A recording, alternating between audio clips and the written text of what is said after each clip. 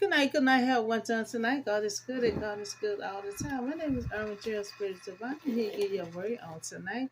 And the title gonna be Shiphrah and Puah. It's time to live, you know. So obedience to God and it's time to live. So this gonna be about these two midwives, Shiphrah and Puah. They're gonna be under Pharaoh because Joseph hadn't died, so then they have a new king. And the Israelite gonna be multiplying so great, so huge as a nation like God told them to. So these two midwives, Sharon and Puah, would they be obedient to their master or to God? Now Pharaoh is their master.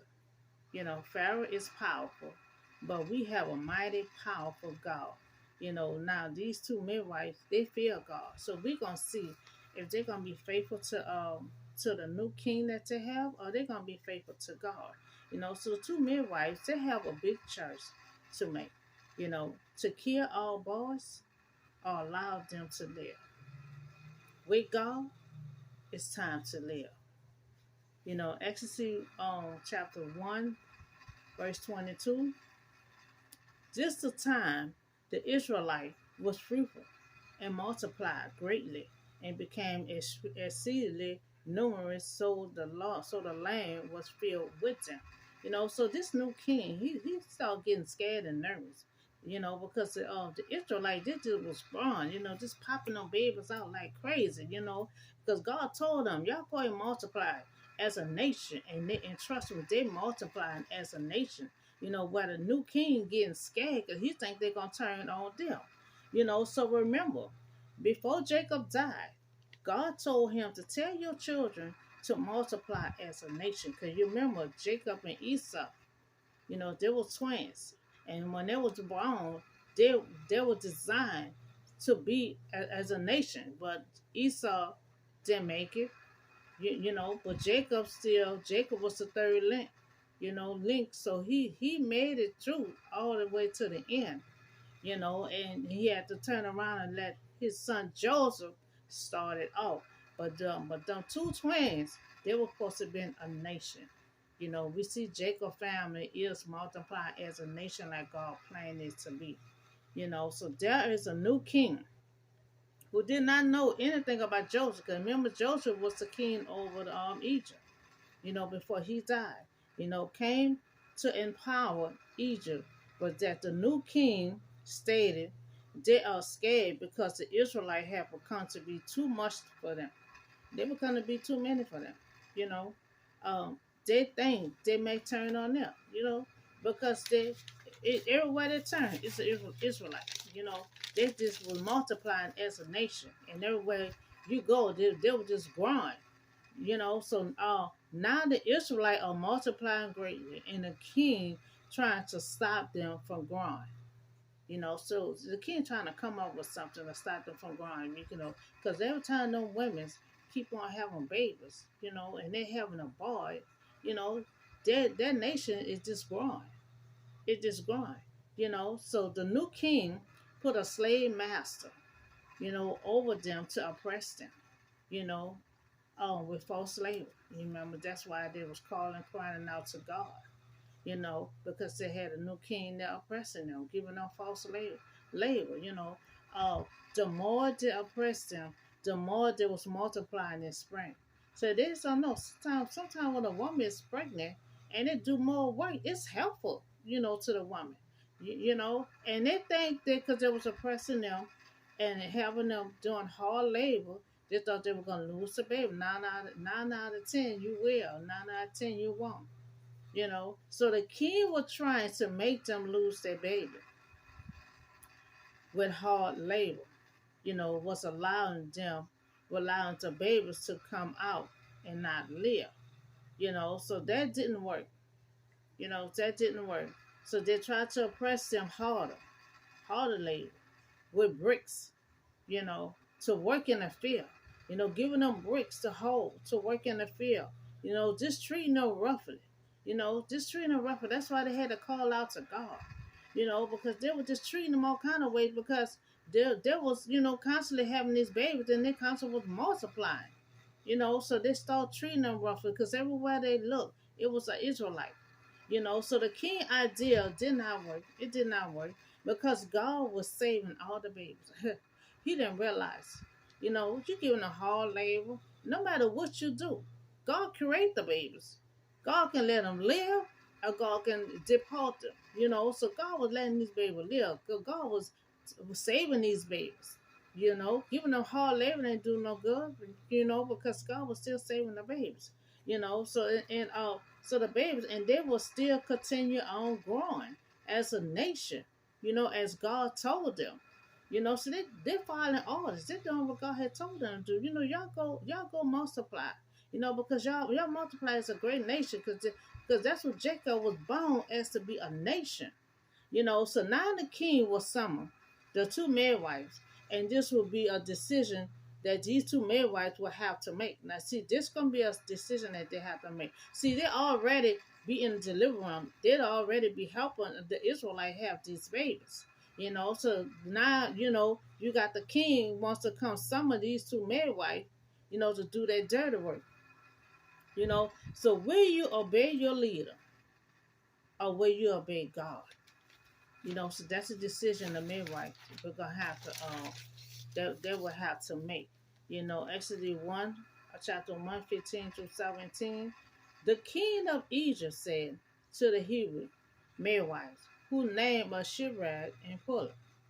Now he told them, when you are helping the Hebrew women, see, they already was helping, doing childbirth on the delivery table. If you see that the baby is a boy, kill him. But if it's a girl, let them live. So the midwife, however, fear God. It doesn't matter what they say. You know, you have to fear God, because see, when somebody come after you, like when they gonna want to kill them, God is the only one to save you. So the midwife, they give them a command. They give them an order. They their master. But they also love God and fear God. They also love and care for babies. Also, they don't have no children of their own. For somebody that don't have children, and they in the delivery room delivering these babies, you think they're gonna be able to kill a child that come out? They're gonna be the first one to see their legs, their feet, their eyes, to breathe, and they don't have no children of their own. So we will see, where they kill these children, where they obey their master and do and kill this baby, or where they save this baby and obey God. So Pharaoh ordered the Hebrew midwives to carry out his order, to kill them, you know, to kill their own people, because she a Hebrew, and the Israelites are Hebrew. Now, who also is a Hebrew, want them to kill all boys soon as they was born. Now, they're the only ones evil that can do that. These two midwives don't even have no kids of their own. So they said as soon as these babies come out, it's a boy, they want them to slash and slug them. You know.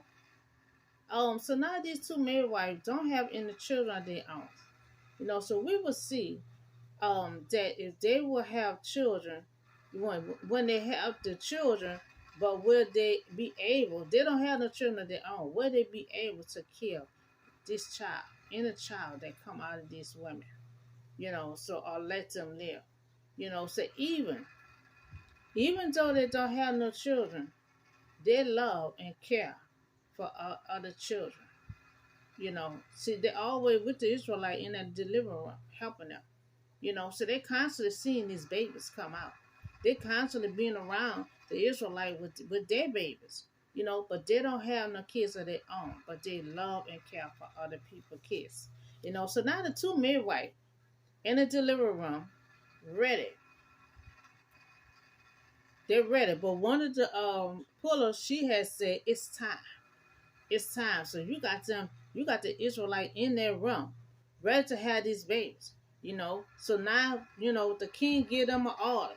So now they have a job to do. So now it's time. A baby about to come out. So the moment of a newborn, a boy first breed, they simply let him live. So the first baby came out was a boy. So they felt the baby breathe. So they simply, had to let this child live. So they let the child live. you know. So that was the first one. First child happened to be a boy. So we see the Israelites, they have more boys than girls. So now it's time. It's time that the babies are coming out, you know, the leg, the arm, just seeing their eyes, and they couldn't kill these babies. Remember, these midwives don't have no children of their own, so they don't have that courage. So as soon as these babies come out, they just slice these babies up like that. So now one of the midwives said she see the head. So they get excited. They in the living room. They're excited that these babies coming out. They don't have any mind to kill these babies. Now Puah always was the bossy one of the two women. So they were midwife by training and friends by church. So they weren't automatically just friends. They were friends by church because they was in the delivery room together, training. Already was helping the Israelite with their babies and stuff. So that's how they become to be friends by church by working in the delivery room. Shiphrah obedience brought the script of clothes to Puah. So we see that they're working as a team. They're getting along. They're working as a team. So they already was in the delivery room delivering their babies already. Before they got this command. So before they got the command, but today they say, but today it was different. It's not an ordinary day that they've been helping the Israelites deliver babies. It's different because they have an order to kill these babies. So this baby was different. It was a boy. So they're so excited. It's a boy. You know, the king of Egypt, made his order clear. Now he made his order clear. If it's a girl, let him live. If this is a boy, you kill him and slice him up. Here they're just constantly delivering these babies. Delivering these babies. So that means they're still multiplying. So the strength of the Hebrew threatened Pharaoh and his intimate him. So he was curious their numbers with his murderous plot. That's a murderous plot. And keep their supposed rebellions at bay. But if the women obey him, what would it make them? A murderer too. If they do exactly what the king tell them to do, they'll be a murderer just like the king, just like Pharaoh. Shiphrah and Puah did not discuss Pharaoh order, openly. Silence. They work alongside by each other. Except for the routine bedside manner required at each birth. However, every time when a baby come out, they already, you know, have a clear that they will have a decision that in mind to race through their opinion.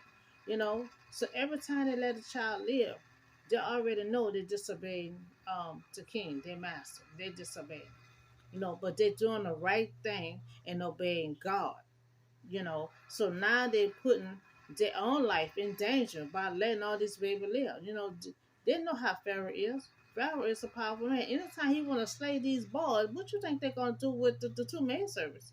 So they putting their life in jeopardy to try to save all these babies, because they're doing the right thing, and they also fear God, So the two midwives did the right thing and did not do what the king of Egypt had told them to do. They fear their king. Don't get me wrong. They fear their king, but they also fear God more. and let all the boys live. It was time to let the boys live. So now we see that these two midwives, they care for the babies. Not only that they wanted to do the right thing, but killing babies will make them a murderer like them. So they refused to follow through. They refused to follow through the order, and they knew what they obeying the king meant. Disobeying, obeying the king. They know it meant disobeying God. So if they would have obeyed the king, they were disobeying God. So these two women, they loved the law more than their own life.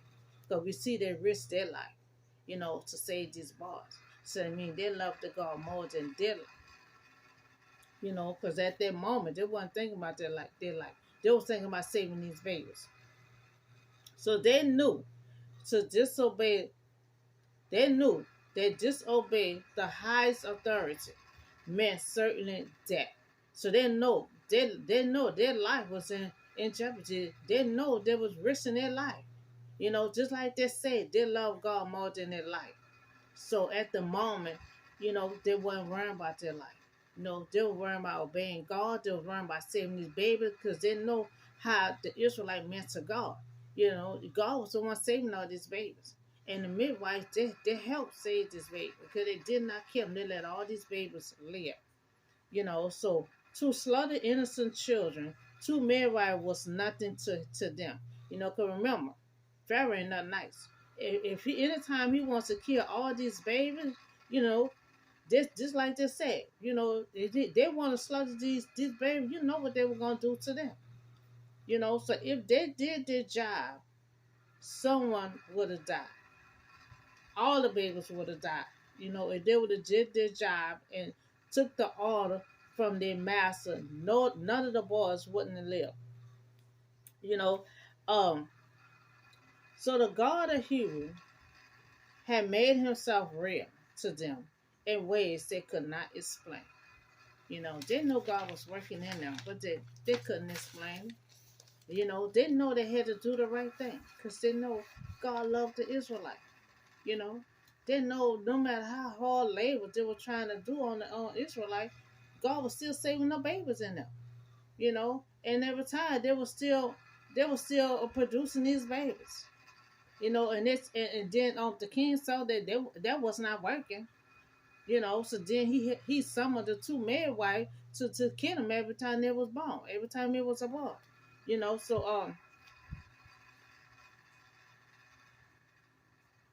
So they fear Pharaoh. They fear Pharaoh, but they fear God more. So it was time. It was time to live. you know. So it was not long before Pharaoh recognized, there had been no reduction in the numbers of Hebrew boys that kept growing. They were supposed to kill the boys, but then Pharaoh seen the multiplying. He don't see it increase, decreasing. They didn't see no decrease. They just see more and more and more boys, more multiplying. So they start recognizing, like, wait a minute, it's they killing this baby because that is sure is just still growing. So Pharaoh found out that they did not kill the boys, but let all live. So Pharaoh did not kill the two midwives. Their trust was in God, and God saved their lives. So if you constantly do the right thing, and you constantly praying to God, God will remember you. Especially you helping God with His plan. So they was helping God with His plan, allowing all these boys to live. They didn't kill now one of them. And God saved all those babies. And God remembered them at the end. So if Pharaoh did try to kill them, God was gonna save them. So God was kind to the midwife, and the people increased and become even more numerous. And because the midwife feared God, He gives them a family of their own. Because remember, they didn't have no children. They didn't have no children. So God had remembered them. Remember the good deeds that they was doing. That they saved all these boys. And they grew as a nation. So God turned around and was kind to them and give them their own family. So God honored places in history for them also. Just like I'm reading on it now, there is history. So God remembered them and a good deed and blessed them. So one, we see that Shiphrah and Puah, they chose God, letting all boys live doing the right thing. So chosen God was the right choice, even though King tried to kill them, but God saved them. God saved both of them. So when King oppressed them, with hard labor, it was God that was saving all those babies. It wasn't God saving them babies when them doing hard labor. All them babies would just came floating out. But God saved all them babies. Give them bricks to hold. Working in the field, God saved those babies. They was doing everything to try to get rid of them babies because they kept on going, but God was saving their baby. Because that was God's plan. God told them to go multiply. They doing just what God told them to do. So God was saving every last one of those babies. So it may come a decision in your own life that you may have to make a decision like this. Will you obey the high authority that's over you, or will you obey God? Because sometimes, they might tell you what to do, just like their master told them what to do, and it feel like it was not right. So you feel like something's not right. Will you still obey your master, or will you obey God? So these midwives had to make that decision. Even though they fear their master, they know how dangerous he is. But when something didn't feel right, and they feel like they didn't want to kill this baby because it wasn't right, that's murder. Once the baby come out and you kill him, and so they would have did the same. Pursue the order that was given to them, they would have been a murderer just like their master. So they chose the right thing by choosing God over their master. So to obey someone high authority, you know, knowing what they is telling you to do is wrong. You know, what will you do? You know, proceed the order or do the right thing and obey God. So we see that they chose God. They chose to obey God. So they fear God more. And when these babies, start coming out, they couldn't help but to fall in love with these babies. Now, who can do that? When a baby just come out, so they could not. They start seeing the head, the eyes, the arms, the leg, and then they don't have no children of their own. So they could not do that. They couldn't follow through his order. So these babies start coming out breathing, start, screaming, and seeing the head, seeing the feet, the leg. Now it snapped both of them. Once they start seeing all this, it snapped both of them attention. So when they got both of them attention, they was like, push, push, it's time to live.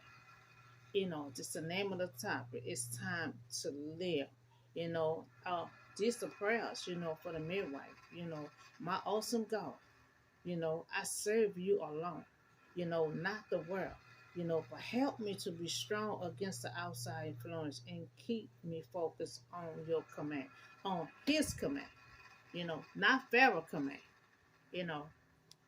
Be faithful to God commands, to follow God commands. See, they follow God commands. They was fearing God more than Pharaoh. And they fear their master, but you got to fear God more, because you fear God more.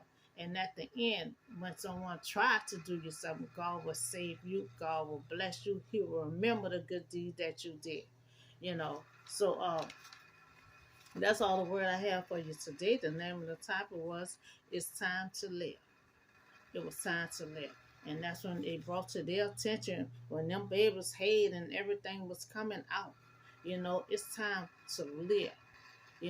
That's what they were saying about these boys. Ain't no killing and slugging. It was time for these boys to live. So they allow all these boys to live, and they constantly will multiply as a nation, and at the end, when you do the right thing and you pray, God will remember you and God bless them. God give them a family of their own from doing the right thing. You know, they weren't looking for no blessing. They weren't looking for God to do nothing. When you do the right thing, you do the right thing at that moment. Not in your mind, okay, I'm going to do this here, and I'm going to see if God going to bless me with this and that. You do the right thing at that moment. They weren't even thinking about no blessing. They weren't even thinking about is God going to give them children. All they was thinking about when them babies' heads start coming out, their arms and their legs start coming out. They were like, I know I can't kill these children. You know, it's time for these boys to live. You know, so they told the Israelite, come on, push these babies out. And there was a boy, they did not slaughter them, they could not kill them, they let these boys live. You know, so y'all have a blessed night, and I see y'all on the next video.